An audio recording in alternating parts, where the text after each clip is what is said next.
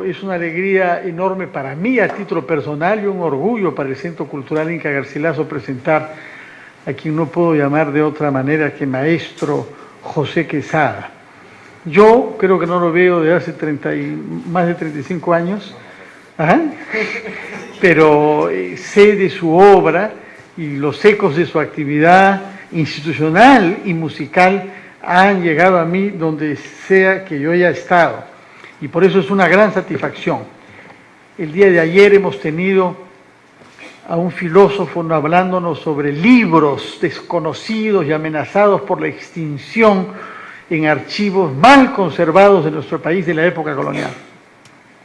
Cuánto más difícil, cuánto más delicado, cuánto más maravilloso es imaginar que alguien hace 300, 350 años escribió partituras que estaban como esperando que alguien con el talento y la tenacidad de José Quesada llegara a ellos, percibiera con los ojos el valor musical que estos textos tenían y a partir de ese descubrimiento desencadenara todo este esfuerzo institucional complicado de interpretarlos, lo cual supone que entre tanto haya hecho un largo camino como creador de orquestas, creador de grupos de cantos, promotor de una dimensión de nuestro patrimonio cultural sin el cual nuestra historia y nuestro país no estarían completos. Por eso quiero saludar que un hombre tan exigente y tan capaz de complacerse con la música haya hecho tanto en otros campos como es la investigación, la difusión y soy particularmente sensible en el trabajo que has hecho con niños, porque sé que has fundado una orquesta y que has vivido en una provincia, por muy agradable que sea Chiclayo y el norte, demanda, pues, ¿no? Ir allí y descubrir un mundo nuevo y dedicarse a los jóvenes. En un mundo como el nuestro en general, el mundo contemporáneo, que priva a los jóvenes de tantas cosas bellas y que les ofrece tantas cosas feas. El trabajo que ha hecho José Quesada merece absolutamente nuestra más alta consideración. Subrayo entonces y resumo, es un investigador, me ha confirmado hace pocos minutos que le debemos a él, yo diría la resurrección de una composición hecha en el Perú, de una pasión según San Juan. Cuando yo era joven pensaba que esas tareas titánicas estaban consagradas a unos cuantos músicos alemanes de preferencia, pero no, tenemos a un compatriota nacido en Huacho en 1705 que se ha lanzado a esta tarea extraordinaria de componer música que sea digna del testimonio que San Juan ha dejado de su experiencia de Jesús. En consecuencia, investigador de nuestro patrimonio musical, promotor de instituciones, acá viene como fundador de Lima Triunfante, crítico de música, tanto en la prensa, particularmente en el comercio, cuanto con libros. Yo le conozco 3, uno como editor de textos de una persona a la que yo conocí, que era nacida en el siglo XIX, César Arróspide de la Flor, también musicólogo, investigador, pero también un libro sobre el legado musical del Cusco barroco y un libro que es el primero que yo conocí en el año 85, La música en el virreinato. Por esas razones yo agradezco mucho la presencia de José Quesada. Espero que sea una especie de visita que augure muchas otras. En junio tenemos programado un concierto con él, pero yo quisiera aprovechar de toda su creatividad para que permanentemente nos recuerde, como decía Nietzsche, que la vida sin la música sería un error. La palabra la tiene el maestro José Quesada.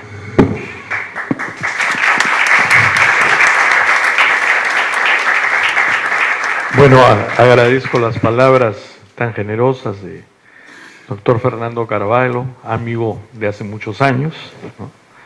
Creo que ha sido excesivamente generoso en sus términos para con José Quesada. El tema de hoy es la música en Lima, en el siglo XVIII, básicamente, en un periodo que yo me he atrevido a llamar el periodo de Lima triunfante, no por la agrupación que hemos formado precisamente, sino por un libro publicado en 1708, escrito por Pedro Peralta y Barnuevo, una de las mentes más ilustradas y más importantes de la cultura barroca del Virreinato del Perú.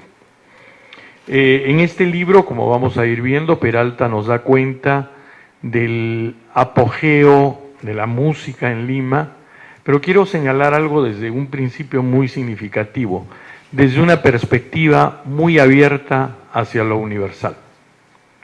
Eso es un tema que quiero señalar fundamentalmente, una perspectiva abierta a lo universal. Las noticias sobre la música en Lima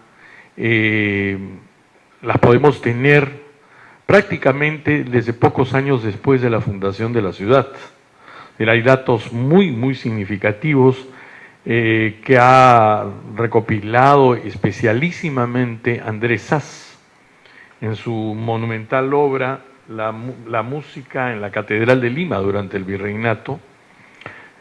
También podemos referirnos a estudios no directamente sobre la música efectuados hace muchos años por Guillermo Loman en su monumental trabajo sobre el teatro barroco. Loman nos da cuenta de una manera muy acuciosa y muy documentada del desarrollo de la música en Lima, que era un arte muy vinculado, por cierto, al teatro, ¿no? Bajo esa perspectiva, Loman puede haber sido uno de los primeros en haber, el embajador Guillermo Loman, Villena, puede haber sido uno de los primeros en dar, al habernos legado esa valiosísima información. El trabajo de Saz, sin embargo, monumental, que fue editado apenas unos años después de su muerte. Yo le rindo un homenaje siempre a Saz, especialísimamente, en la medida en que él fue, sin ningún apoyo, sin ninguna institución de por medio, quien descubrió y revaloró el significado y el valor de la música barroca. Esta pasión, según San Juan, a la que se ha referido Fernando Carvalho, la redescubrió Saz en 1948, la editó, y lamentablemente esas cosas que ocurren muy frecuentemente en nuestro país, la transcripción, el trabajo de Saz se perdió, simplemente se perdió. Se perdió como muchos de los trabajos que hizo Saz redescubriendo esta música. La transcripción completa de la primera ópera de América, La Púrpura de la Rosa, la realizó Saz 15 años antes que la que se publicó aquí en Lima, realizada por Robert Stevenson, ¿no? El musicólogo norteamericano recientemente fallecido. Hace unos años tuve el privilegio, en el momento en que comenzamos la campaña a la que me voy a referir ahora, de redescubrimiento, de intentar hallar la música perdida de José Orejón y Aparicio, nacido en Huacho, considerado sin duda y con todo el valor el más importante compositor barroco de América. Tuve la oportunidad de recibir una llamada telefónica desde San Francisco de un músico peruano que me decía que tenía copias de unos manuscritos de Saz, donde habían algunas de las obras de Orejón y Aparicio, ¿cierto? Entonces, al menos empezamos la trayectoria de toda esta actividad haciéndonos de 6 de las 21 obras de Orejón y Aparicio. Al cabo de un tiempo pudimos volver a encontrar todo el material, ya les contaré cómo, y lo llegamos a grabar aquí en el Ministerio de Relaciones Exteriores. Hicimos la presentación de un libro hace 4 años con la música completa de José Orejón y Aparicio. La música en la Lima barroca tiene unos antecedentes en lo que se puede llamar, de una manera quizá muy poco precisa, la Lima renacentista, ¿no?, de los últimos años del siglo XVI. Inclusive, no me voy a extender ahora, esto es un tema apasionante, a fines del siglo XVI hay noticias en Lima por primera vez, por ejemplo, de la chacona. Y hoy día es fácil demostrar el origen limeño de la chacona. La chacona tiene origen limeño, es mencionada por primera vez en Lima y hay datos suficientes para considerarla como tal. Desde la mención de Lope de Vega y Cervantes a la indiana mulatada, uno de ellos, refiriéndose a la danza, y el otro a mencionar de las indias vino por Sevilla. Y sobre todo a una mención interesantísima encontrada en Huamampo Mayayala, donde se menciona la danza de la chinacona, la mujer del yanacona. Ahí está el origen del término, que los europeos no pudieron hasta hace muchos años, vía la toponimia o otros recursos filológicos, determinar el origen. Es decir, podemos determinar, claro, pues con gran facilidad el origen de danzas como minué, polonesa, zarabanda, ¿no? Pero la palabra chacona como que no venía de ningún lado, ¿no? Me complace mucho señalar que yo tengo una enorme amistad y reconozco el apoyo fantástico que tuve de mis colegas argentinos para editar la música de Orejón y Aparicio. Pero bueno, llegaron ellos un momento a proponer en los años 50 que la chacona venía del Chaco, pero resulta que el Chaco se descubrió 60 años después de que se bailaban chaconas. Entonces, un poco como que todo esto nos llevó, los mexicanos igualmente, quisieron encontrar el origen de la chacona en México por ediciones que se hicieron en México de antiguas chaconas en 1630. La mención en Lima es de 1598, ¿no? Entonces, eso es bastante razón como para, además, las otras menciones, como para referirnos a que es definitivamente una danza escrita, realizada por primera vez en el Perú, en Lima, como una reinterpretación de la zarabanda que había venido de España. El año entrante se cumplen los 400 años de la edición de las primeras chaconas y curiosamente en estos mismos años fueron las referencias de Cervantes, de Lope de Vega, la primera edición de una chacona cuyo texto visiblemente habla de una ciudad muy libre, ¿no?, muy libidinosa, como dice el texto, que no es otra que Lima, ¿no? Y adicionalmente la edición de esta pieza, además de la edición de esta pieza, es también el año de la edición de la Nueva Crónica y Buen Gobierno de Huamampo Mayayala, donde tenemos curiosamente las menciones, o sea, el año entrante tenemos los 400 años de la chacona, así que habrá que tocar y ejecutar bastantes chaconas.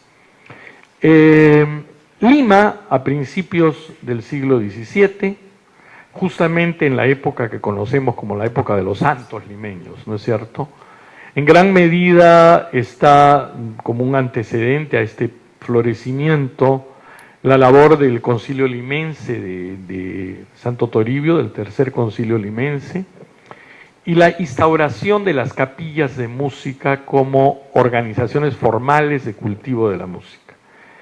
En 1612 queda instaurada la capilla de música de la Catedral de Lima. La Catedral de Lima tiene ya una capilla de música instaurada bajo la dirección de un maestro de capilla que adicionalmente, por lo que hoy día sabemos, es un personaje que tuvo una cierta importancia, o sea, no fue cualquier músico, fue el maestro Estacio La Serna. Sabemos que era un compositor de música sacra polifónica y que fue reconocido en España y en Portugal en su época. Queda muestra de su trabajo de este maestro en el libro Facultad Orgánica, editado y con muchas obras de Francisco Correa de Araujo, que fue uno de los organistas y de los compositores de órgano más importantes de esa época.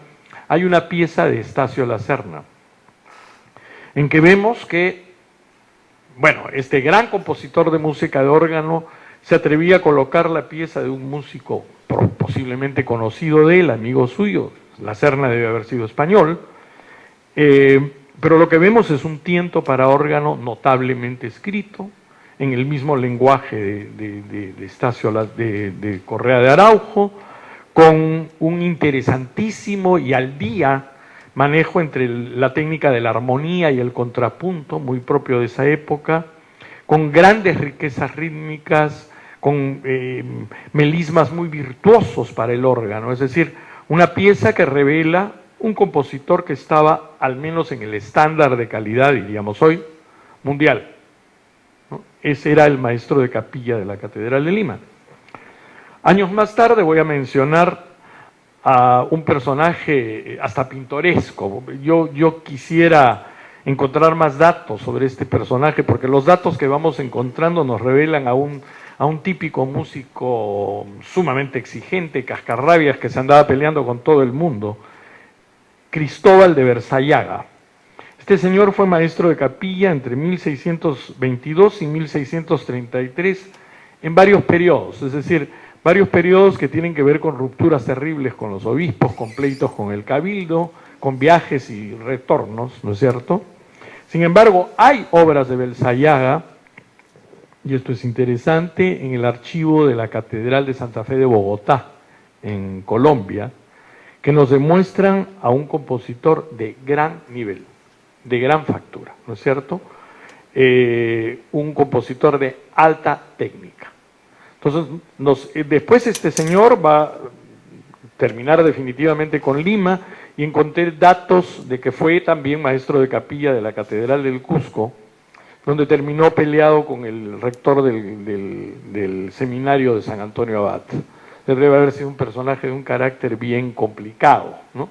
Ahí perdemos noticias de él, ¿no? Ahí se pierden noticias de este personaje, pero sí sabemos, por ejemplo, que impuso una exigencia artística enorme en la Catedral de Lima. Es decir, exigía ensayos, cosa que era absolutamente poco frecuente en la práctica musical, lo digo con toda claridad, hasta el clasicismo. Sepan ustedes que Beethoven no tuvo la oportunidad de ensayar la ejecución de varias de sus sinfonías, que se tocaban ahí nomás. Es decir, esa práctica que tenemos hoy de ensayar parece que no era frecuente hasta hace muy pocos siglos. Es decir, quizá en el romanticismo ha empezado este prurito de perfección, ¿no es cierto? Si escuchamos inclusive grabaciones de principios del siglo XX de ciertas obras, nos vamos a horrorizar de los estándares de calidad. Se han elevado los estándares de calidad. Bueno, es interesante mencionar que este Versallaga, por ejemplo, exigía estándares de calidad y exigía compromisos de ensayos y de trabajo y de pulimento a sus músicos en la catedral. No, obviamente, sin pocos problemas. Sin embargo, la gran figura de la Catedral de Lima, y por muchos años de la música barroca en el Perú, va a aparecer recién en las últimas décadas del siglo XVII, y me refiero a Tomás de Torrejón y Velasco, músico nacido en Villarrobledo, en Castilla la Nueva, en España, muy vinculado por familia a los condes de Lemos. Su familia habían sido servidores, lacayos inclusive de los condes de Lemos. El padre de Torrejón era un apreciado cuidador de lebreles del conde de Lemos en España, es decir, para decirlo en palabras modernas, era el encargado de cuidar a los perros del conde de Lemos. Entonces, cuando el nuevo conde de Lemos, ¿no es cierto?, viene a Perú como virrey, trae en su séquito a un joven de 23 años llamado Tomás de Torrejón y Velasco, que llega a Perú como maestro de armas de palacio. Su primer cargo es el encargado de las armas en el Palacio de Gobierno, en el Palacio del Virrey. Vemos, fíjense, yo creo que si pensamos un poco en la mentalidad burocrática del virreinato, nos daremos cuenta que las carreras eran siempre de grandes aspiraciones y de grandes ascensos, ¿no? O sea, alguien no era muy factible que alguien decayera, digamos, pasando a una carrera de menor monto, ¿no? O un cargo de menor importancia. Él asciende de maestro de armas de Palacio de Gobierno a corregidor de Chachapoyas. Es designado corregidor de Chachapoyas a pocos años de llegar a Lima, lo encontramos ahí en 1670, y luego es designado Justicia Mayor de Chachapoyas, además. Es decir, es un personaje que antes de llegar a los 30 años está cubriendo una función burocrática que no tiene que ver nada con la música. Sin embargo, en 1776 reemplaza a otro gran músico, Juan de Araujo, como maestro de capilla de la Catedral de Lima.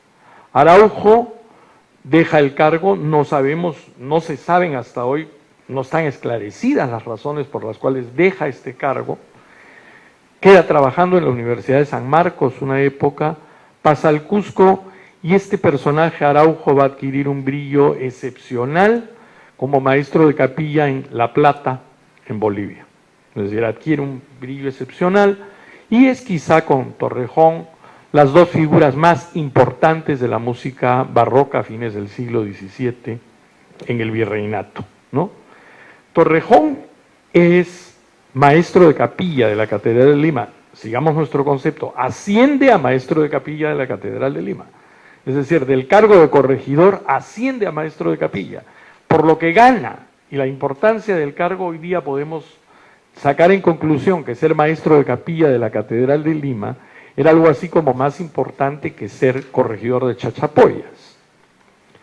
A ver, pongámonos a pensar por un momento, la capilla de música de la Catedral de Lima es en esa época la institución musical más importante del continente. A ver, no exagero ni hago la broma, es como decir hoy director de la Filarmónica de Nueva York o del Metropolitan Opera House, ¿no es cierto? Es el director, el maestro de capilla de la Catedral de Lima. Torrejón está en ese cargo más de 50 años. A ver, ¿quién está en un cargo más de 50 años en la época contemporánea? Algún dictador por ahí, ¿no es cierto? De alguna isla cercana por el continente, ¿no? No veo muy frecuente que alguien esté en un cargo 50 años o más. Son 50 años donde la música en la catedral adquiere un apogeo excepcional, absolutamente excepcional, ¿no? ¿Qué ocurre en ese momento? Ya ha comenzado en España un proceso muy gradual de influencia mayor de la música barroca italiana.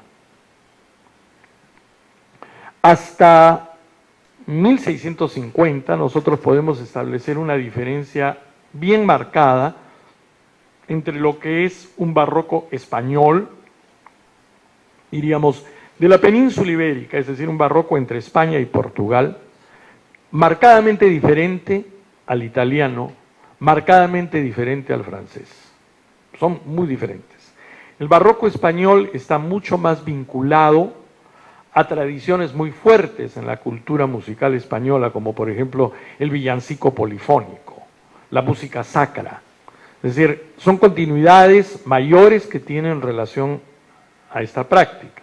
El barroco italiano, sin embargo, está muchísimo más influido por la tradición de la música dramática, madrigalesca, el nacimiento de la ópera sobre todo, ¿no es cierto? Prácticas muy distintas que por ejemplo, tienen su máximo esplendor y su auge en la figura de Claudio Monteverdi, ¿no? Hasta ese momento como que estamos hablando de dos barrocos distintos. Sin embargo, sabemos muy bien la fuerte presencia española en la península itálica, el virreinato de Nápoles, es decir, las comunicaciones son muy grandes. He llegado a tener informaciones que me demuestran claramente que Torrejón y Velasco, antes de llegar a Lima, estudió música en Nápoles. Eso es interesante, estudió música en Nápoles.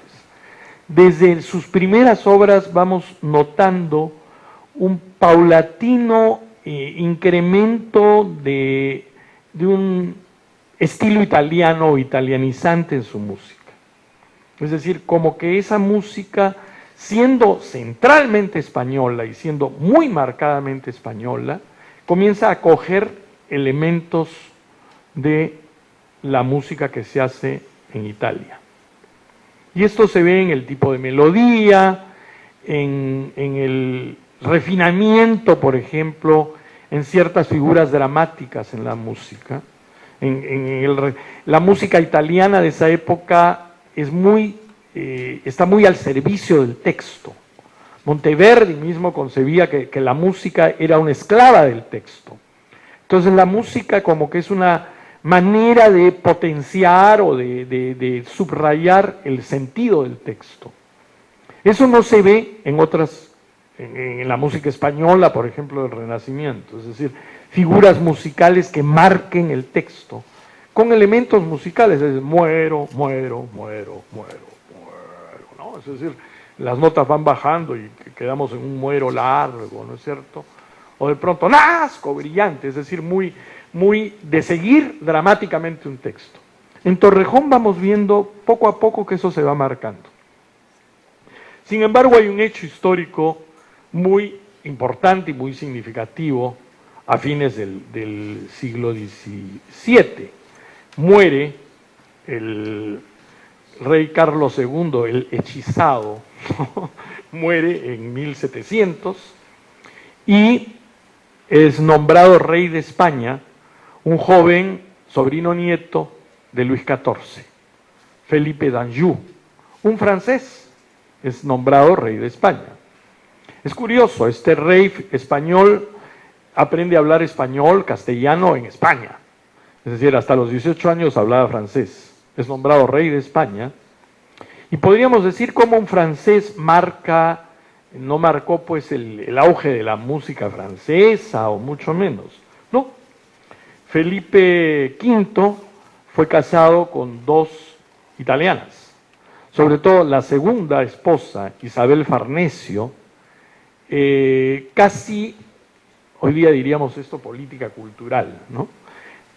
Casi toma la voluntad política de imponer las modas italianas en España y en el virreinato.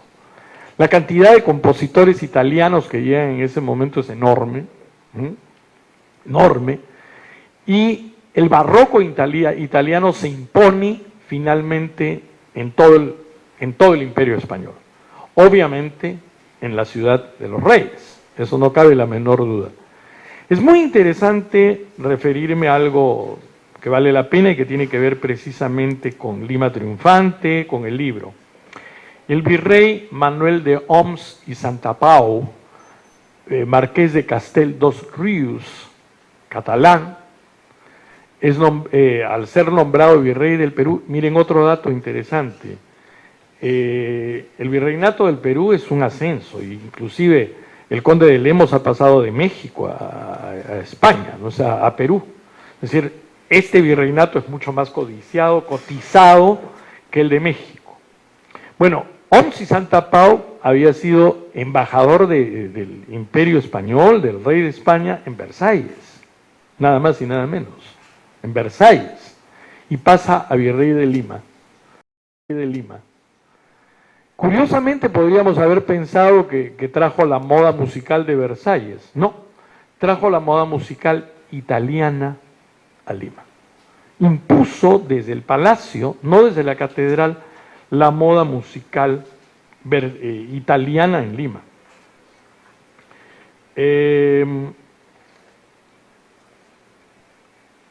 vale la pena que lea un pequeño texto, una pequeña cita. En 1708, con motivo de la llegada a Lima del nuevo rector de San Marcos, en esa época se recibía un rector de San Marcos con bombos y platillos, con grandes fiestas y grandes solemnidades, don Isidoro de Olmedo y Sosa, el polígrafo virreinal Pedro de Peralta y Bernuevo publicó su libro Lima Triunfante.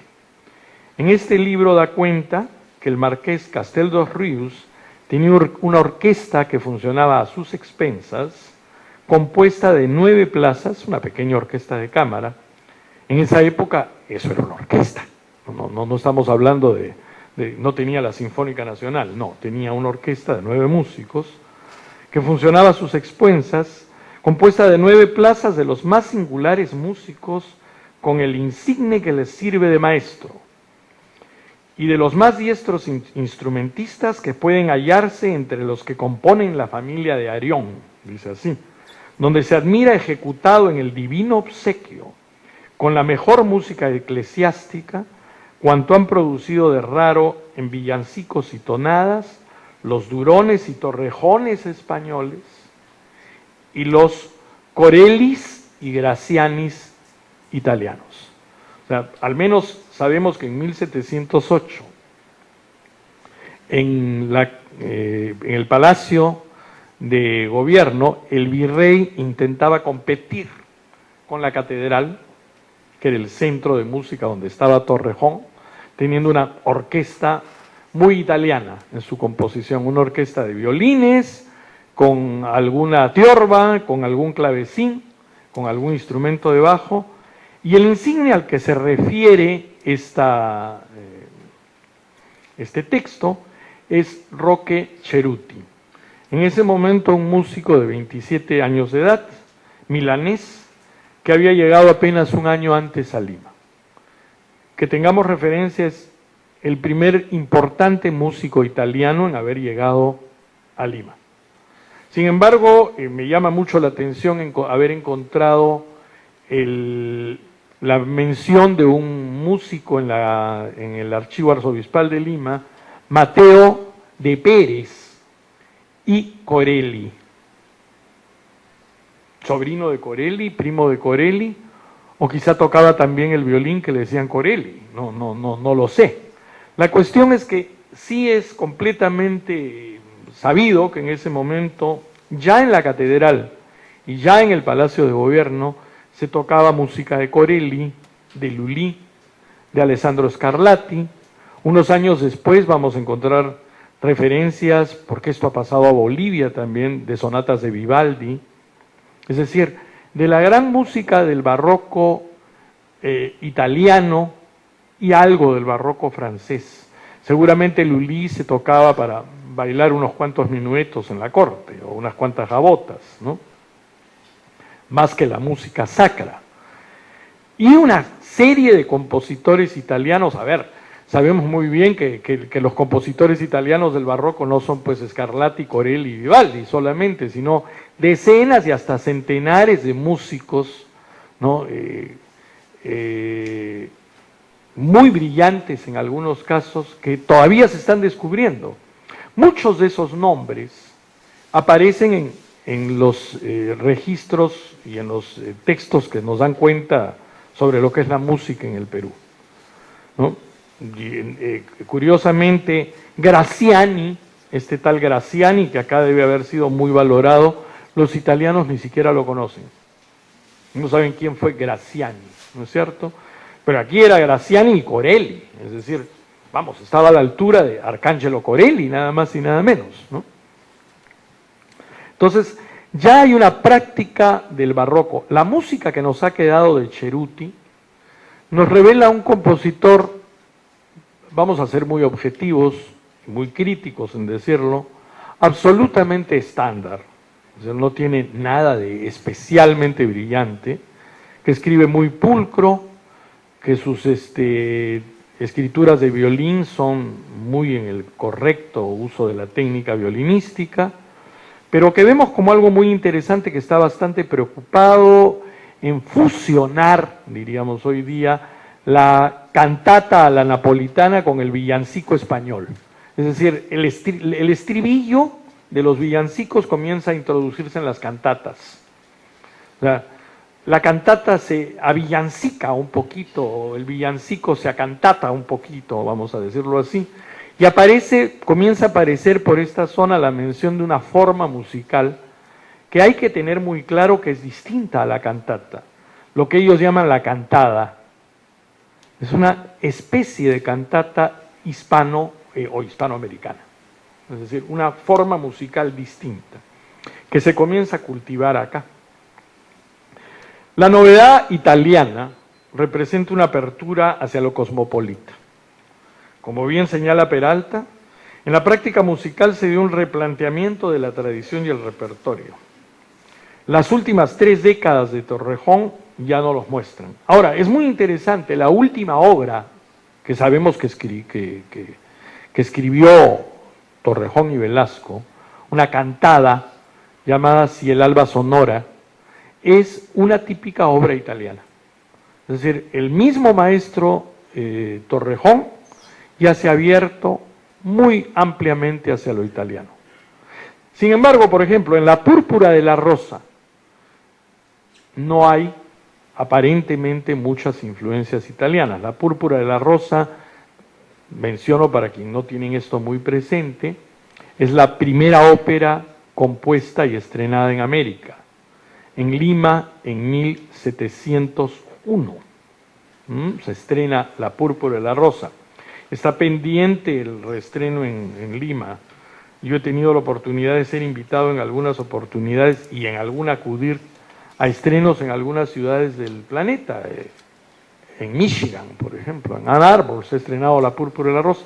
Acá todavía está pendiente esto, pero al menos tenemos noticias, y esto es un hallazgo más o menos nuevo, de que no solamente se tocó en 1701, sino también en 1707, en 1708, donde posiblemente la hizo ya Ceruti en el Palacio, y en 1731. Estoy absolutamente seguro por un fragmento que yo encontré de La Púrpura en el Cusco, que también se tocó en el Cusco. Pero el fragmento que encontré en el Cusco nos revela una púrpura, lo poquito que hay, una página, medio italianizada ya. Ya está con barras de compás, ya tiene agregados de adornos. O sea, ya estamos viendo que La Púrpura, que vino como una ópera netamente española, debo decirlo sin ningún empacho, es decir, es la ópera más importante en la música española, no solamente hablamos de América. No hay en España una ópera del vuelo, de la trascendencia de La Púrpura de la Rosa. Mucho se ha discutido y se ha dicho que toda la música no es de Torrejón, que hay música de otros compositores, eso no es ninguna novedad. Todos los músicos barrocos incorporan permanentemente músicas de otros compositores. Escuchen ustedes el concierto para 4 clavecines de Johann Sebastian Bach, y es una transcripción de un concierto de 4 violines de Vivaldi. El fantástico Gloria del final del Gloria de Vivaldi, la fuga final del Gloria de Vivaldi, no es de Vivaldi. No es de Vivaldi. Vivaldi se la compró a un amigo. En esa época es absolutamente común eso, es decir, los derechos de autor, los plagios, esas cosas no contaban para nada, ¿no? Me gusta tal cosa. Yo he encontrado en el Cusco música donde veía alguna pieza y de pronto encontraba en la última página algo que me resultaba conocido. O sea, toda la primera parte de la pieza, un salmo, bien, nuevo, al final me encontraba con algo muy conocido, que era el final de un motete de Tomás Luis de Victoria, que lo habían metido ahí. Es decir, componer significa eso. Componer significa para estos músicos armar, porque era música funcional. La Púrpura se escribe por encargo del virrey para celebrar el primer año del gobierno de Felipe V. El virrey debe haber sido el que escribe la loa de La Púrpura, que es un texto graciosísimo, donde le llama a Felipe V el quinto planeta Marte, y qué sé yo, es decir, está asegurándose el cargo el virrey, ¿no es cierto? Es decir, componiéndole una ópera fastuosa a Felipe V, ¿no? Es muy importante mencionar que La Púrpura misma se debe haber italianizado en sus distintos montajes. Se debe haber italianizado. Es decir, piensen por un momento lo mismo que ocurre con la arquitectura. No estamos hablando de fidelidad al estilo, de cosas de esa naturaleza. Se caía la torre de la iglesia y se le hacía una torre neoclásica y se acabó. Es decir, no había ningún interés de mantener un estilo. Entonces, se reponía una obra como esta, pues había que reponerla al estilo de la época. La Pasión según San Juan que hemos encontrado de Orejón y Aparicio, le hemos tenido que quitar poco a poco todo aquello que ha sido agregado con el tiempo. El manuscrito que se encontró es copiado en 1810, o sea que ya se pueden ustedes imaginar, les han agregado partes de oboe, de cornos, al estilo Mozart, a un barroco, ¿no? Entonces, felizmente es bastante evidente y bastante fácil darse cuenta que nos sirve ahí y que nos permite llegar a la obra original. O sea que esa práctica se ha dado en todos lados. O sea que podemos decir que el periodo Lima triunfante en la música, lo que podemos llamar Lima triunfante, que va desde la aparición de Torrejón hasta un hecho al cual me voy a referir ahora, muy importante. Este periodo de la primera mitad del siglo XVIII y fines del XVII significa el fuerte ingreso de lo italiano. ¿Esto a qué nos lleva? Pensar en el barroco iberoamericano sin el componente italiano y pensarlo simplemente desde una perspectiva de ingreso de lo español es equivocado. No se los dice alguien que tiene un segundo apellido italiano, como mi amigo Fernando, igualmente, no. Se los digo de manera absolutamente objetiva. La impronta italiana en el barroco iberoamericano es enorme. El músico más significativo y más importante del virreinato, ya como talento puro, es precisamente un napolitano nacido en Huacho, José Orejón y Aparicio. Napolitano por su modo de hablar musical. A ver, me he encontrado con opiniones un poco fuera de contexto de que esta música no tiene nada de peruano. Bueno, la música alemana de esa época no tiene nada de alemán, ¿no es cierto? La música el barroco es muy universal, muy cosmopolita. En España hay marcados acentos de ritmos hispanos y curiosamente, si en algún lugar los hay más, es en todo caso en el Perú. En el Perú y en España hay algo de presencia de elementos que podríamos decir tienen un corte, detestaría decir la palabra nacionalista, porque no tiene que ver nada con esa época, ¿no es cierto?, con un marcado corte local, vamos a decirlo así, un marcado acento rítmico local, mucho más que lo que se podía escuchar en otros lados. Lo mismo que ocurre sí en Italia, pero el barroco francés va a recoger ciertamente danzas francesas como el minueto, pero nos encontramos gigas escocesas y nos encontramos en el barroco francés polonesas y nos encontramos, es decir, el barroco tiende a ser un idioma universal, un idioma cosmopolita. Y eso es lo que me parece fascinante en la música de José Orejón y Aparicio, músico que no debe haber viajado, miren, no hay datos siquiera de que Orejón viajara al Cusco. O sea, Orejón no debe haberse movido entre su Huacho natal y Lima. Sin embargo, su obra, que la podemos, a Dios gracias, tener completa aquí, su obra tiene un marcado carácter italiano, es decir, es netamente un barroco italiano, suena a música italiana por todos lados, muy bien asimilado en un estilo, con un estándar inclusive más alto que el de muchos compositores italianos. Es decir, ciertas obras de Orejón y Aparicio mejores como exponentes del barroco italiano que algunos compositores menores italianos. Eso es muy, muy interesante. Su escritura violinística, por ejemplo, nos revela un altísimo refinamiento en la escritura de violín. Bien, hay piezas, he tenido la oportunidad de grabar algunas de estas piezas con alguna estupenda violinista húngara, especialista en música barroca, que me preguntaba, me decía, ¿tú has arreglado esto? Y no he cambiado una nota, le digo, no haría eso jamás. No, me dice que es perfectamente violinístico. Esto está escrito por alguien que conoce, bueno, tú no tocas violín, no toco violín, pero bueno, debes conocer pues mucho la música de violín, ¿no? Y esto es absolutamente bien escrito como música de violín. Y vocalmente es espectacular. Vocalmente la música, algunas de las arias de Orejón no tienen nada que envidiar a arias que pueden aparecer en oratorios de Händel. Bueno, Händel es otro italiano, ¿no? Un italiano que componía música italiana en inglés en Londres. Pero la música es netamente italiana, ¿no es cierto? Son arias italianas. Este periodo de Lima triunfante termina de una manera bastante fatal, con un suceso muy típicamente, muy frecuente, lamentablemente, o con cierta frecuencia en Lima, el terremoto de 1746.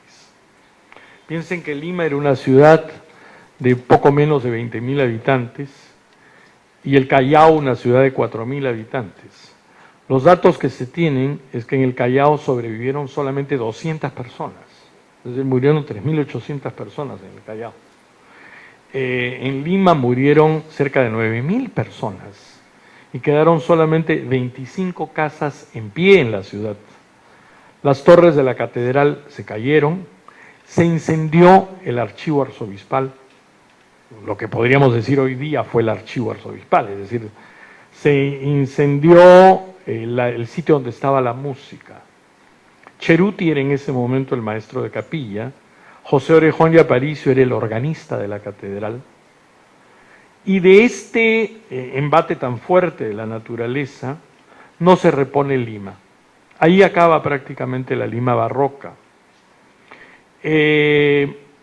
Orejón y Aparicio ha compuesto gran parte de su música no siendo maestro de capilla, lo llega a ser después. Ceruti es el maestro de capilla hasta 1760 en que muere, y Orejón es nombrado maestro interino de capilla en 1760. ¿Por qué interino? Porque era mestizos, entonces no había antecedentes de nombrar a un nacido aquí en ese cargo. Lo nombran interinamente maestro. Lamentablemente, paradójicamente, lo nombran en el cargo definitivo 3 meses antes de morir. La mayor parte de la música de este compositor debe haber sido escrita precisamente en ese periodo final, anterior al terremoto o los años posteriores. O sea que representa el apogeo o el momento final. ¿Dónde aprendió música este señor? Evidentemente a mí algo de lo que más me ha podido interesar de Orejón es dónde aprendió música. En la Catedral de Lima. ¿Quién fue su maestro en la Catedral de Lima? Tomás de Torrejón y Velasco. Es decir, ¿dónde aprendíamos música a ese nivel? Entonces, la Catedral de Lima no solamente era un centro de ejecución musical, de música litúrgica, no. Era un centro de aprendizaje musical, donde los músicos se formaban para el trabajo mismo. Eso es interesante. Es decir, se formaban para servir a la propia catedral o para servir a las iglesias. Es decir, un centro de formación musical que formaba para el trabajo práctico a los músicos. Ahí entra Orejón de niño de coro a los 6 años. Ahí se forma, años más tarde lo vemos contratado de contralto. Ya le estaba cambiando la voz. Luego lo encontramos como segundo organista, primer organista, es decir, va ascendiendo en la catedral y ahí logra su gran vuelo. Este es pues el periodo que podemos llamar sin ningún miedo, sin ninguna exageración, el periodo de Lima triunfante. Ahora es un tema muy interesante. Cuando tuve la oportunidad de redescubrir después de algunos años el archivo musical perdido del Cusco, aquí yo creo que solo en el Perú se pierden archivos y bibliotecas completas, ¿no es cierto? Eso es un caso bastante raro. La primera vez que fui al Cusco a buscar el archivo en los años 90, nadie en el Cusco me daba razón de su existencia. Creían que se había perdido. Entonces, pero eso no puede ser, estaba en la biblioteca del seminario. No, parece que la biblioteca del seminario la donaron. fue la información que me dio, la donaron. ¿A quién? A la universidad. Fui a hablar hasta con el rector de la universidad y no había ninguna biblioteca donada. El año 1998, el obispo del Cusco logró alquilar el antiguo local del seminario a una empresa hotelera y gracias a eso reabrió su seminario. Entonces, después de haber preguntado años, un día un ilustre secretario del obispo del Cusco me avisa y me dice, por si acaso han descubierto que en el lugar donde ahora funciona el seminario, en un sitio, está la biblioteca antigua. O sea, reapareció la biblioteca. Entonces logré viajar, entré a una biblioteca bastante grande, un salón por lo menos unos 3 veces este tamaño, donde había libros. Yo entré con un joven historiador de la Católica al cual tenía que amarrar porque estaba desesperado, agarraba los libros con una avidez impresionante, decía, mire esto, mire lo otro. O sea, yo decía, yo vengo a buscar manuscritos, no libros. La música que yo busco está en papeles sueltos, no en libros. ¿No? Pero una biblioteca de 14, 15 mil ejemplares, hasta ahora no clasificada, hasta ahora no catalogada, ¿no? Donde encontré en una caja de leche Gloria que estaba lista para ser botada, 3.800 papeles con música. La música del seminario que había sido ya catalogada años anteriores por Monseñor Vargas Ugarte, ¿no es cierto?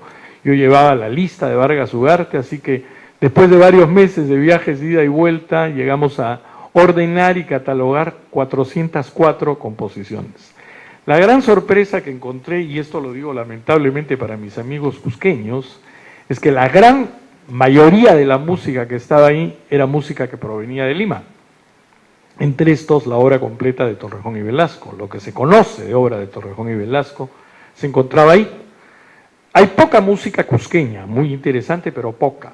La mayor parte, y esto hace más interesante el archivo, se los decía yo, y más allá de los regionalismos, son cosas que hay que entender. Lo que hace interesantísimo ese archivo es que hay música española que no se conoce en España, de compositores de primer interés, obras que no se conocen en España. La obra más importante del maestro de capilla de Felipe IV, Carlos Patiño, la hemos encontrado en el Cusco. Mis amigos musicólogos españoles reconocen que es la obra más importante de Patiño, que ellos no la tenían en España, que fue hallada en el Cusco. Entonces, ese es el interés de este archivo.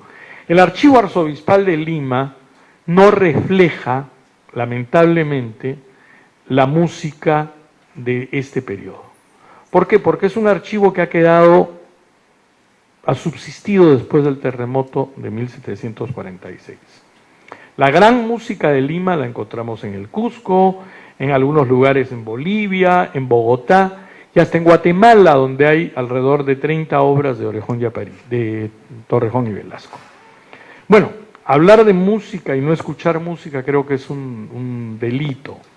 La música todavía, lo decimos entre broma y broma en los congresos de musicólogos, todavía es para ser escuchada, no solamente para hablar de ella, todavía es algo que debe ser escuchado.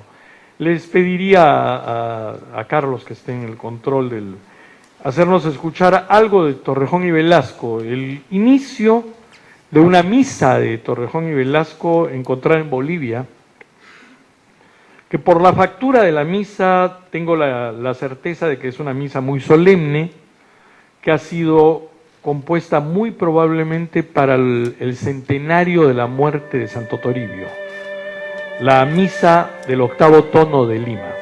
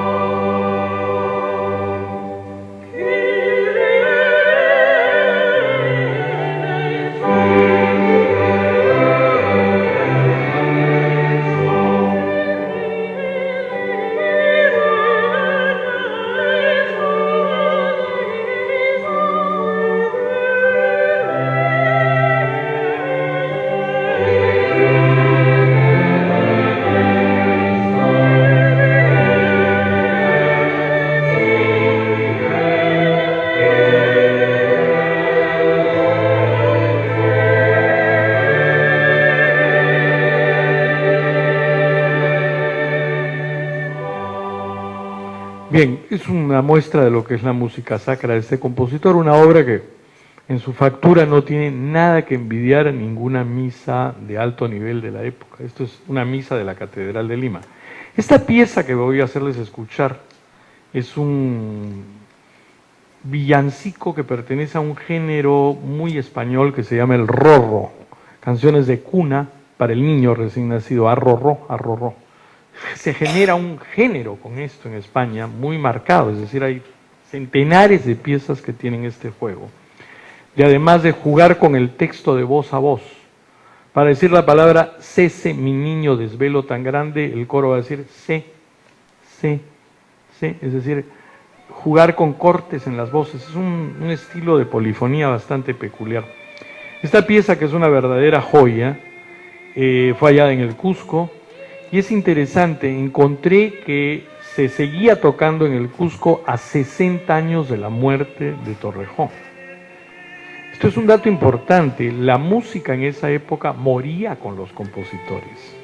Esa idea que tenemos hoy día de hacer música del pasado viene de la mentalidad historicista alemana del siglo XIX, es decir, en el barroco se tocaba la música compuesta en el día, es decir, o sea, que se moría el compositor, ya pasó otro, ¿no? Sin embargo, esta pieza, Desvelado Dueño Mío, se está tocando en el Cusco 60 años después de la muerte de Torrejón. Vamos a escucharla.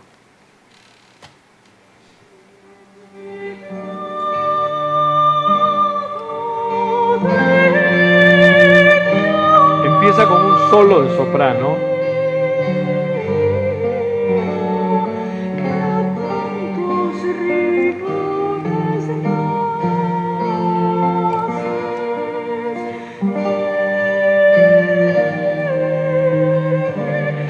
Es un aria muy italiana.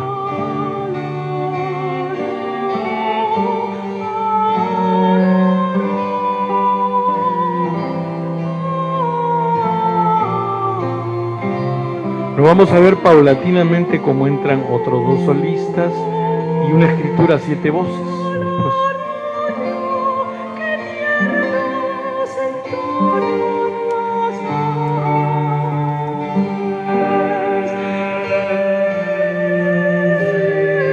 Ya van 3 voces nuevas, el coro.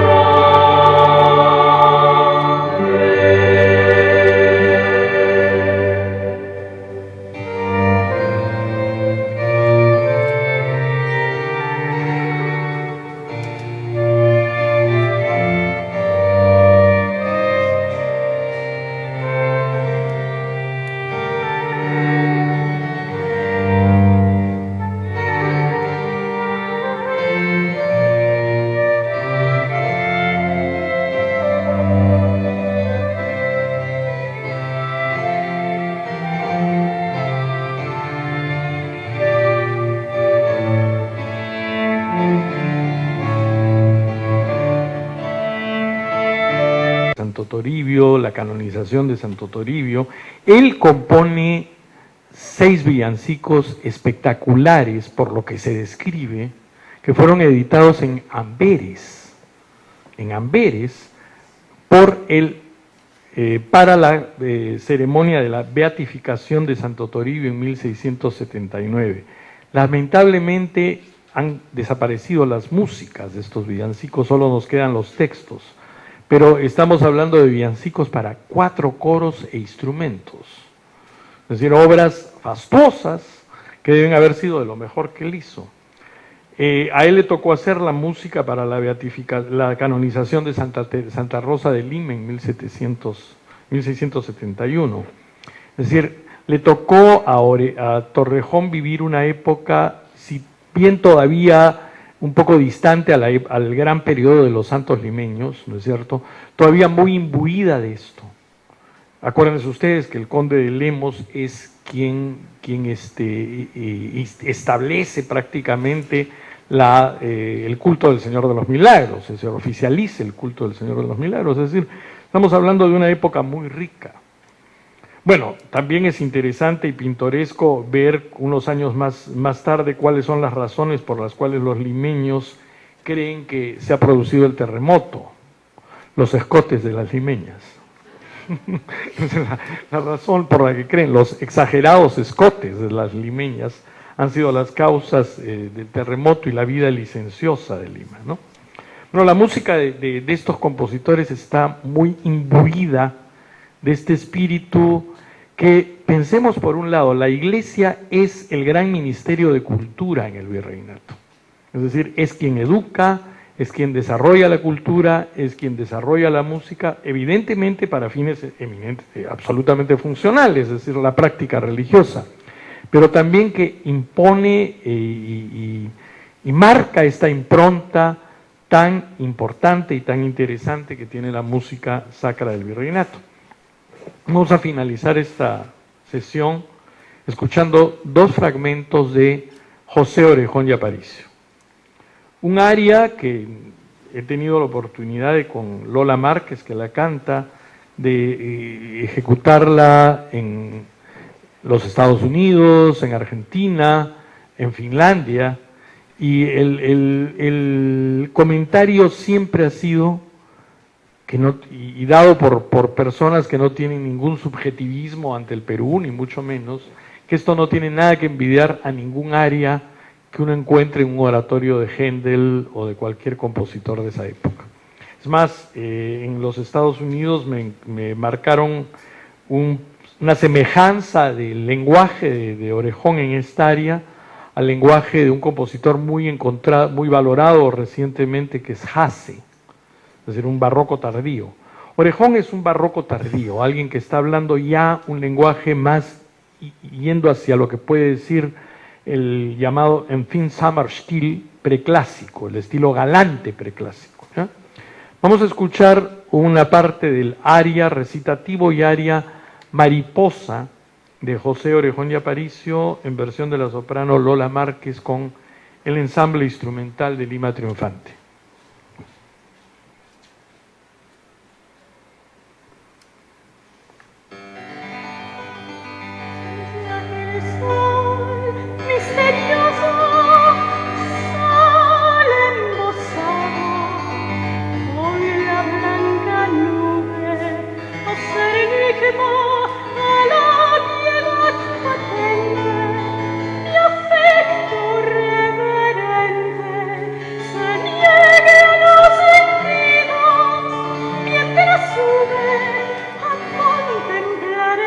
Un recitativo ya eminentemente a la italiana.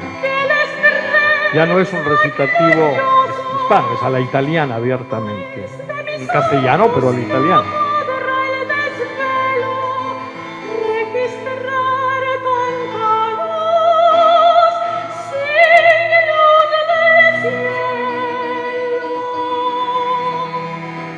Un ritornello de violines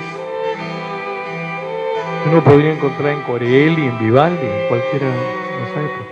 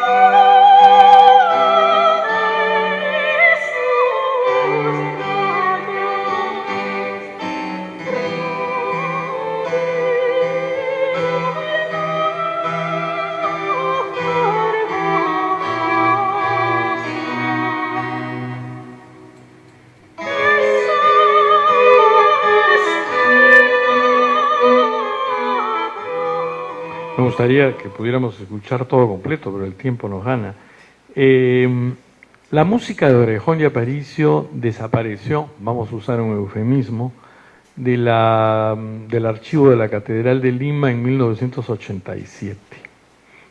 Desafortunadamente, yo en esa época estaba fuera de Lima, me encontré 10 años más tarde que quise hacer una investigación sobre su obra, con que esta música tenía 10 años de desaparecida.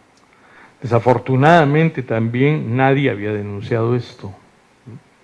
Entonces, en ese momento me encuentro con que la obra íntegra del compositor ha desaparecido, es decir, 21 piezas, sacarlas del archivo arzobispal es sacar un paquete de este tamaño, es decir, es increíble que eso pudiera haber ocurrido.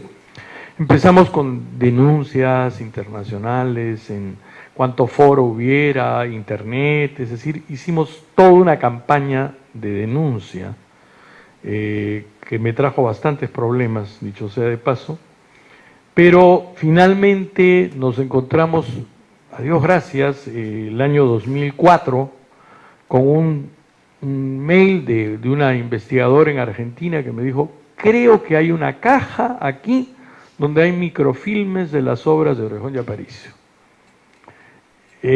Averiguando nos encontramos que una investigadora que había fallecido, su familia había legado todos sus bienes y sus libros, sus trabajos de investigación a la Universidad Católica de Buenos Aires. Bueno, pero todo esto estaba ahí, nadie sabía qué era. Entonces, finalmente, en un trabajo complicado, logramos identificar que en esas cajas estaban las fotografías de la música perdida de Orejón, íntegra. Inclusive hicimos un trabajo realmente muy especial. Una de las piezas, los compositores de esa época tenían la costumbre de usar la parte de abajo, no hay partituras, hay partes sueltas, la parte de abajo como carátula. Una de estas fotografías no había sido tomada de una carátula de una de las piezas más importantes, la íbamos a tener que sacrificar por eso. Entonces tuvimos la idea de, con el apoyo de la policía argentina, llegar a un trabajo de tramas del papel y llegamos a la parte de abajo, de esa manera, en negativo, y la invertimos y pudimos transcribir la parte de abajo de una pieza. Aquí en este libro, que tengo el honor y el placer de exhibir una carta que nos envía en ese momento el cardenal de Buenos Aires, Jorge Mario Bergoglio, felicitándonos por la edición de este libro con la obra del maestro de capilla peruano José Orejón y Aparicio. Tuvimos la oportunidad de editar toda la obra que está en este libro, íntegramente, y de grabar todas las piezas de este compositor. Bueno, como lo dijimos el día que presentamos el libro con el cardenal de Lima, lo dije bien claramente, quien tiene los papeles, bótelos, ya no sirven para nada. La música de Juan Sebastián Bach no existe casi nada en manuscrito, son primeras ediciones, textos de primeras. La Pasión según San Mateo parece que se perdió en la Primera Guerra Mundial. Entonces, en todo caso, es una lástima que papeles valiosos se pierdan, pero la música está rescatada y está aquí. Vamos a escuchar 3 breves fragmentos del final de la Pasión según San Juan, de Orejón y Aparicio, que no creo exagerar en decir que es la obra barroca más importante escrita en América Latina. Los fragmentos son... Orejón no musicaliza toda la Pasión, sino fragmentos que han servido para una liturgia en donde ha habido grandes partes que han sido cantadas en gregoriano. Así la reestrenamos nosotros en Lima hace unos años, es decir, con un canto en gregoriano de todos los textos que no estaban musicalizados, insertando las partes musicalizadas por el compositor, lo que hace más sugestiva la audición, ¿no es cierto? Vamos viendo cómo el barroco se impone sobre lo gregoriano. Vamos a escuchar los 3 últimos fragmentos que son non cindamus eam, que es el momento, no rasguemos, no cortemos sus vestiduras, sino sortiémoslas entre nosotros. El momento donde dice et inclinato capiti tradit spiritu, en el momento en la muerte de Cristo, y el coro final que dice videbum quem trasficerunt, que quiere decir verán al que traspasaron. Los tres últimos corales de la Pasión según San Juan de José Orejón de Aparicio.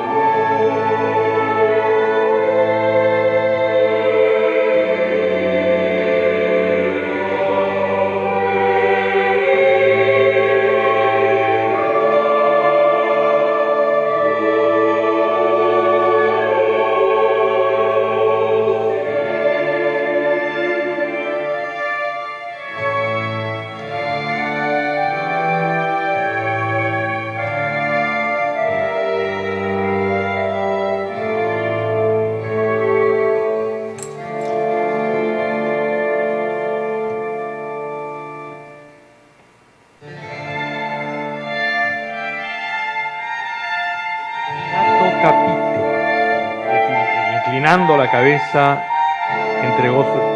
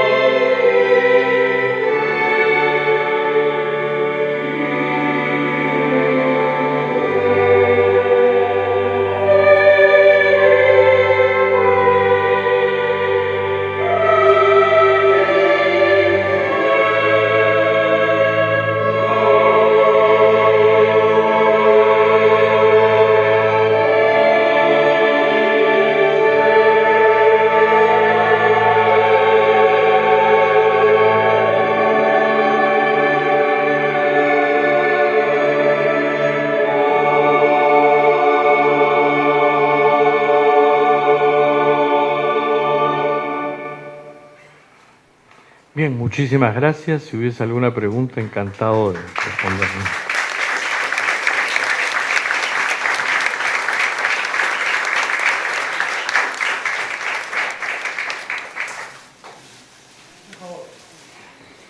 Sí, encantado.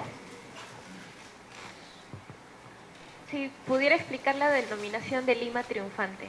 ¿Cómo no? El libro de Peralta se titula así, y esto parte de un concepto que está desde el Renacimiento, Roma triunfantes, que es, poco después de la Reforma, ¿no? Se genera en Roma, vamos a decir lo que hoy día calificaríamos como un proyecto cultural, ¿no es cierto? Un proyecto de que Roma adquiera la situación de la gran ciudad de la catolicidad, de la cristiandad. Entonces está el concepto de Roma triunfante como la ciudad que se impone sobre el mundo, ¿no es cierto? Peralta ha hecho una especie de una emulación de Lima como la Roma americana. En esa época se habla de Cusco como la Roma americana, ¿ya? Y Lima aspira a ser un poco la gran ciudad cosmopolita de América, la gran ciudad central de la cultura americana. Entonces, el concepto Lima triunfante significa eso. Lima como la ciudad eje, la ciudad central de la cultura en América del Sur. ¿No es cierto? Lo interesante es que Peralta marca mucho lo que hoy día diríamos temas culturales, artísticos, como lo que está dándole a Lima ese carácter de ciudad triunfante. Describe la gran arquitectura limeña, la gran pintura limeña, la literatura. Él nos menciona que ha traducido Racine, Cornell, que se lee todo eso en el Perú, ¿no es cierto? Y que se practica la música. Entonces, Lima triunfante representa de esa forma un periodo de gran auge cultural de Lima. Yo me apropié del nombre para un grupo musical en un sentido, de romper con la idea de que la música barroca se tiene que ejecutar en conciertos de música barroca latinoamericana, es decir, toquemos música barroca peruana como una cosa medio rara que se hizo por estos lados y cuidado, ahí está el nombre de Johann Sebastian y de George Friedrich Händel y Vivaldi. Nos atrevimos a plantear un grupo que tocara como era en la época, de igual a igual, la música de Corelli, la de Orejón y qué sé yo. Es decir, y tratamos de hacer en nuestros programas eso, de tocar Monteverdi con Torrejón y Vivaldi con Orejón. Entonces, sin ningún miedo, porque es una música que hablaba de igual a igual el idioma universal de la música. Hoy día nuestra cultura valora mucho lo cosmopolita, lo global, ¿no? Que no es otra manera, es una misma manera de decir lo universal. Yo siempre suelo decir en broma que así como a un paquete de herramientas le llamamos tecnología, ¿no es cierto? Le inventamos nombres de global y cosas así a un concepto que está vigente en la cultura hace decenas de siglos, lo universal. El barroco es una hebra universal, es un arte universal, un arte que aspira a ser mundial.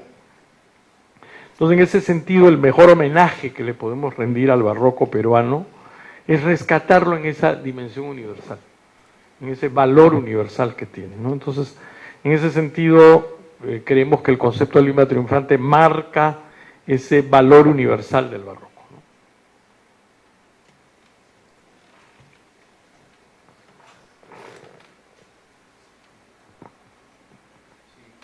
Gracias. En la misma línea de la inquietud que planteaba la señorita sobre el Lima Triunfans, el maestro Quesada nos ha hecho una brillante presentación de una evolución, ¿no?, de la música virreinal peruana. No solamente habló de Lima triunfante a partir del cuando leemos ya el terremoto del 46, sino también habló de la etapa anterior, ¿no?, de la etapa de los santos peruanos, que don Guillermo Laván Villena, un brillante artículo, entre otras tantas cosas, escribió, denominó el apogeo del virreinato peruano, o sea, la primera mitad o el primer tercio incluso del siglo XVII. O sea que, bueno, ese concepto empieza antes. Y yo sé, bueno, pues además hemos oído la música y suena muy europea, evidentemente, pero quería saber, puede ser una inquietud que está, ¿no?, cada día creciendo un poco más entre los historiadores, colegas míos, de ir vislumbrando las etapas por las cuales va recorriendo o haciendo camino a una reivindicación criolla, ¿no es cierto? De que la gente criolla, española, americana, en este caso peruana, se apropia las virtudes propias de la tierra, los recursos naturales, inclusive hay una apologética contra las universidades europeas que escribe León Pinelo, defendiendo lo propio, lo peruano. Quería saber si en medio de las complicaciones que representa la investigación entre esta fragmentaria musical de la época, se pueden explorar algunas notas, ya sea en nivel musical propiamente dicho, o en la textualidad de lo que se dice en esas composiciones, que hablaran de ese sentimiento de reivindicación de lo propio, vis-a-vis lo europeo, lo importado. Un placer responderle, doctor Hampe, con mucho gusto. Hacia fines del siglo XVIII, en la época del auge de lo criollo, ¿no? Se puede encontrar en el Mercurio peruano, por ejemplo, textos, ¿no?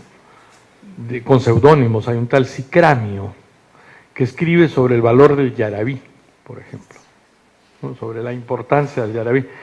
Que no esté antes no marca, no de valor en absoluto la nota, porque el proceso criollo, como lo conocen muy bien, se comienza a dar precisamente desde ya las influencias galicanas y todo esto en la ilustración, ¿no? Lo que podemos llamar una ilustración peruana, ¿no?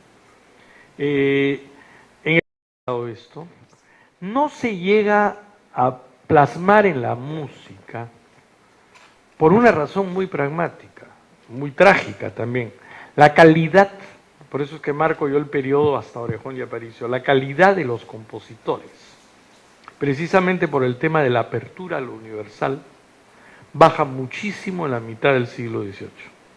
Es decir, después de esta caída de Lima, ¿no es cierto?, la llegada de música, de métodos, de enseñanza musical a la europea baja enormemente. Entonces, es ostensible que la calidad de la música de fines del siglo XVIII no es la misma que encontramos a principios del XVIII, de ninguna manera. Es más, lo barroco se asume aquí con gran facilidad, ¿no es cierto? Y los valores musicales del barroco están.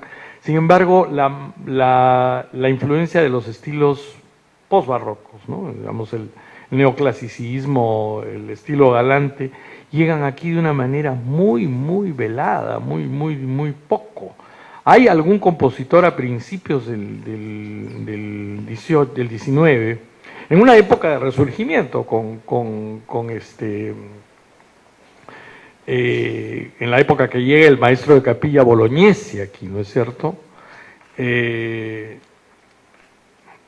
donde hay en el neoclasicismo, bueno, acá tenemos la famosa figura del presbítero maestro, en la época del virrey Abascal, ¿no es cierto?, que hay un resurgimiento y hay un personaje que precisamente se va a ocupar de reponer las obras de Orejón y Aparicio y de valorarlo como, en esa época se valora como algo importante de la tradición musical peruana y se comienza a tocar su música de nuevo.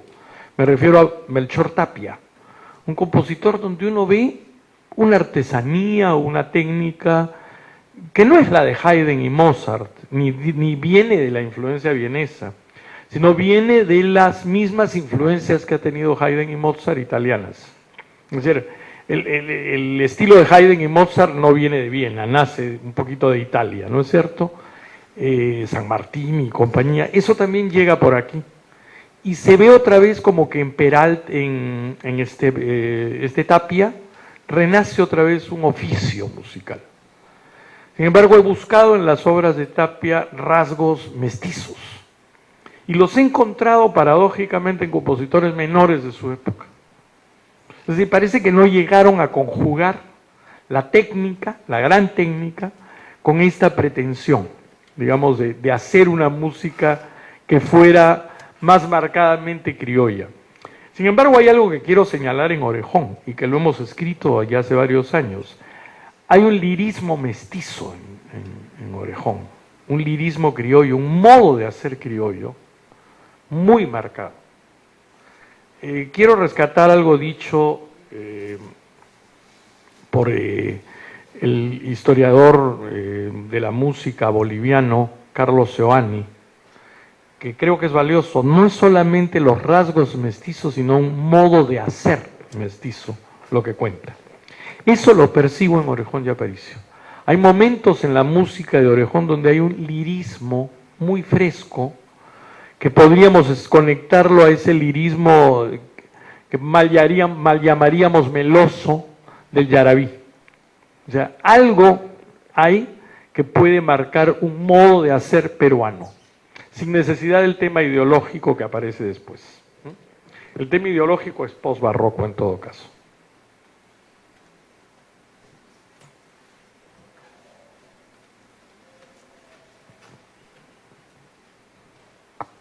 Profesor, he tenido la ocasión de leer en varios autores, entre ellos el padre Rubén Braga Suarte, la importancia que tuvo la música en el proceso de evangelización de las comunidades aymaras, quechuas y otras, ¿no? Que además era parte de una posición de la contrarreforma, ¿no? Sí, claro. Y en la película esta La Misión, con Jeremy Irons y Robert De Niro, se ve muy bien la importancia de los coros y todo, ¿no? ¿Qué hay, y habiendo surgido esta concepción de las reducciones en Lima, qué se ha investigado sobre la música? ¿Hubieron compositores jesuitas? Me gustaría conocer un poco sobre eso y vincularlo también sobre la creación de la música barroca en los idiomas nativos. Muy bien, muy bien. Es una interesantísima pregunta. Yo creo que podemos hablar de varios barrocos en América del Sur. Está el barroco misional jesuita en las zonas donde estuvieron los jesuitas, ¿no? Está el barroco citadino, el barroco urbano, en metrópolis como Lima o como Cusco. Entonces, hay varias estéticas musicales en el barroco que coexisten. La presencia, esto es importante, la presencia indígena, por ejemplo, en la música en Lima, está muy marcada entre los músicos. Es decir, se valoraba, por ejemplo, a los tocadores de chirimías y de cornetos y de sacabuches de Surco. Los indios de Surco eran valoradísimos, es decir, veo en los documentos del archivo el precio que pagaban por la ejecución de música por estos indios era altísimo. Es decir, valoraban mucho la calidad de ejecución. Pero vamos a plantear una cosa, hay una fase de la iglesia que podríamos llamar la iglesia misionera y otra fase que es la iglesia institucionalizada, ¿no es cierto? En la época misionera, después del tercer concilio limense, se da mucho la práctica de cantar en quechua. Está el famoso trabajo de Jerónimo de Oré, el símbolo católico indiano, oraciones traducidas al quechua. Es muy necesario para ellos en ese momento. Pero luego en la fase ya de la iglesia institucionalizada en el siglo XVII, en Lima, como que no es algo que necesitan hacer. No hay ninguna razón por la cual se proscriba cantar en quechua, al contrario, es avanzadísimo. Piensen ustedes en una época post-reforma, ¿no es cierto?, post-contrarreforma, si es que yo no creo en el término contrarreforma, sino en la reforma católica, digamos, ¿no es cierto? Después de la reforma católica, que se cante en América en quechua o por ejemplo en México, que hay maravillas en lengua náhuatl, ¿no es cierto? Es por un momento, por una necesidad evangelizadora precisamente, una necesidad de acercamiento. Pasado este periodo, con la iglesia institucionalizada, no tiene ningún sentido que yo emplee lamentablemente o no, es un hecho histórico, ¿no es cierto?, fríamente. La iglesia deja de necesitar las lenguas aborígenes para cantar. Y es evidente que en la Catedral de Lima no hay ninguna razón para cantar en quechua. La Catedral de Lima aspira a cantar como canta la iglesia de San Pedro o como canta la Catedral de Sevilla o de Toledo, es decir, en el más refinado latín posible, ¿no es cierto? Entonces, como que no corresponde a la iglesia institucionalizada ya, ¿no? Pensemos, la capilla se forma en 1612 al modelo de la Catedral de Sevilla, ¿no? Esa iglesia no requiere ya esa labor. Sin embargo, sí se mantienen las doctrinas. Sí se mantienen las doctrinas. Por eso creo que es pertinente hablar de varios barrocos, varias estéticas. En las misiones jesuitas, obviamente, pero no encontramos música en las misiones jesuitas en idiomas de la zona. Todos en latín y en castellano. ¿No es cierto? O sea, como que fue dejándose de lado Acuérdense ustedes, hoy día se postula que el quechua fue extendido no por los incas, sino por los españoles para hacerse de una lengua andina universal, ¿no es cierto? Entonces, como que usaron el quechua en ese momento, pero luego se dio un proceso de castellanización que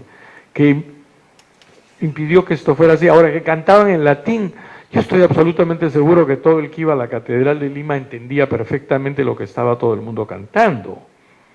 Además, hoy día decimos música de élite, nada más distante de eso. Es decir, la música que escuchaba todo el mundo en el barroco era la música que se cantaba en la catedral. Al teatro no iban las damas serias y nobles, ¿no es cierto? Iban a la catedral, donde también iban las otras damas, ¿no es cierto? O sea, la música de todos era la música de la catedral. Sí, mi pregunta, dos preguntas, pero una es casi en la misma dirección que la del señor. En lugares aislados, como las misiones jesuitas de Mojos y del Paraguay, ¿llegaban también esas influencias italianas, europeas? Enormemente, y quizá más que aquí. En las misiones de chiquitos, por ejemplo, se ha encontrado música de Domenico Zipoli.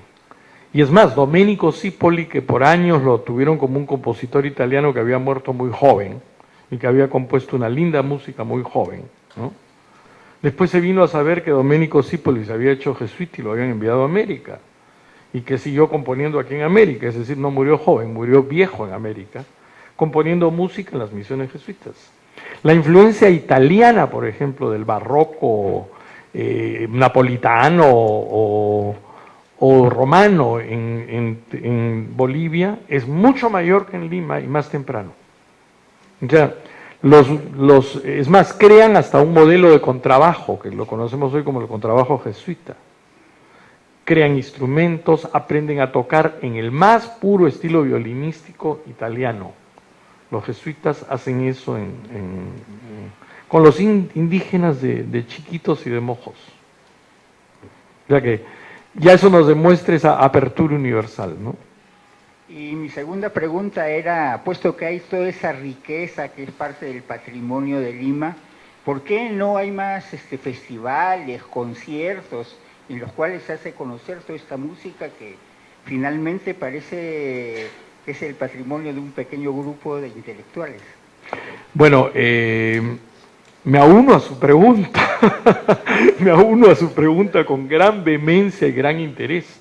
Es decir, creo que no hay eso, porque todavía lo estamos un poco, creo que todavía la responsabilidad social ante la cultura, ante el arte, todavía es un tema muy nuevo en el Perú. Todavía es un tema muy nuevo. Ciudades como Cajamarca, como el Cusco, como Ayacucho, Huamanga, como Lima, deberían tener festivales de este tipo de música, como los tienen exitosísimamente en las misiones jesuitas. Hace 25 años los jesuitas, en Chiquitos se realiza un festival mundial de música, ¿no es cierto? Quizá el clima de Lima sea, o esa, habría que preguntarle un poco a Toynbee eso, ¿no es cierto? No tenemos los retos del clima ni del ambiente, ¿no? Es algo que está pendiente y es algo modestamente en lo que estamos nosotros, ¿no? Tratando de ir por ese camino. Siendo las 9 de la noche, les agradezco a todos su presencia, pero sobre todo quiero agradecer al maestro Quesada, porque creo que nos ha dado un estímulo a nuestra sensibilidad musical y a nuestro amor por el Perú también. Por estas dos razones, la música es universal, lo hemos podido confirmar con los pasajes que ha visto, que nos ha hecho conocer, pero hay un amor particular por lo que hemos vivido y por lo que podemos hacer. Y más, esas últimas preguntas llevan a una responsabilidad. Me pregunto yo hasta qué punto cada uno de nosotros puede colaborar para que este festival con el que sueña el maestro Quesada se pueda realizar. Ojalá, en todo caso están invitados al concierto que va a ser aquí el 25 de junio. Junio, ¿no es cierto? Muchas gracias, Katy Durán. 25 de junio, el día siguiente del solsticio de verano, tendremos aquí al maestro Quesada y ojalá que nos podamos reunir y tengamos buenas noticias sobre un festival posible. Muchas gracias y buenas noches a todos.